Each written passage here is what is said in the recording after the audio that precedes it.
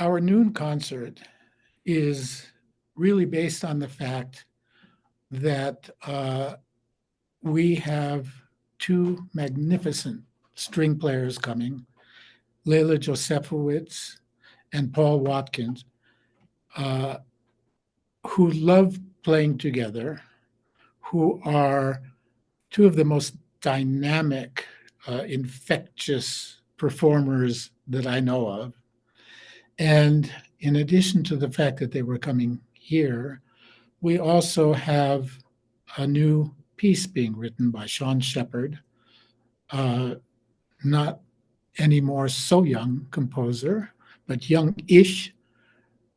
And the idea to start with the fact that I had a new duo for violin and cello by Sean made me think of putting this together on the program with one of the two existing significant duos for violin and cello, that one being by Maurice Ravel.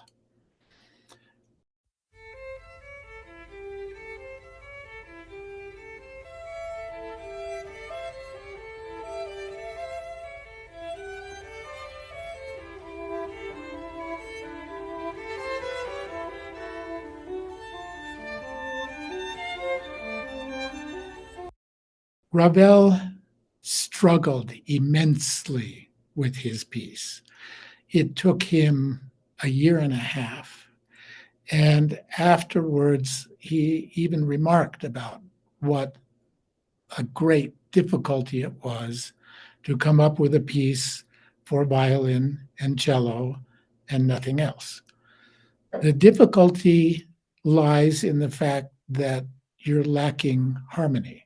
There's no orchestra, there's no piano, and there aren't other instruments to support harmonic structure. So what you have is two melodic instruments, and Ravel's solution was to write very sparsely, very carefully, and very melodically for both instruments, and using them in a way that has them both playing solistically with the other instrument accompanying them, but also intertwining as if it was one string instrument which went from the bottom of the cello register all the way to the top of the violin register. The Ravel is, in the end, a magnificent piece. And knowing Sean Shepard's writing and how he approaches music, I knew that he would come up with something rather similar to Ravel because he is equally meticulous about notes, about sparingly using only the notes that need to be there and none that don't need to be there.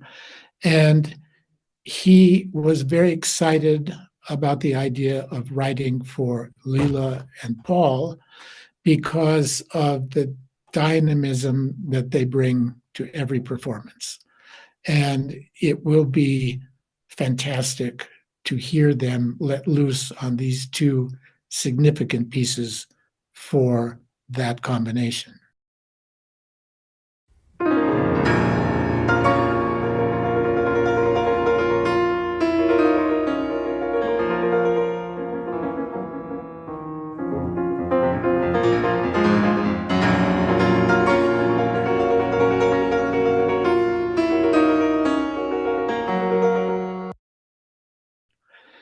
As a contrast, and we needed, first of all, to separate the two duos because I didn't want them one after the other with the same instruments.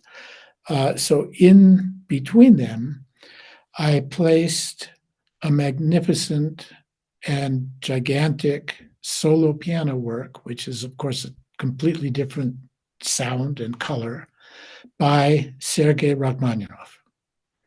Rachmaninoff was perhaps one of the greatest pianists ever, certainly one of the greatest pianists of our recent time. And this is reflected, of course, in his writing for the piano. It is ferociously difficult, complex, and overwhelmingly orchestral. This particular sonata was one that he wrote for himself as a touring pianist, and unfortunately found very little success with it. In contrast to that, another great Russian pianist, Vladimir Horowitz, took up the piece, made some changes with Rachmaninoff's permission, significant cuts to certain sections, and shortening of the piece. And he had a tremendous success with it, playing it for years and years on tour. In this performance, we have the magnificent Israeli pianist Ron Dank, who plays the original Rachmaninoff version as he envisioned it, with no cuts and all of its magnificent splendor for you to hear.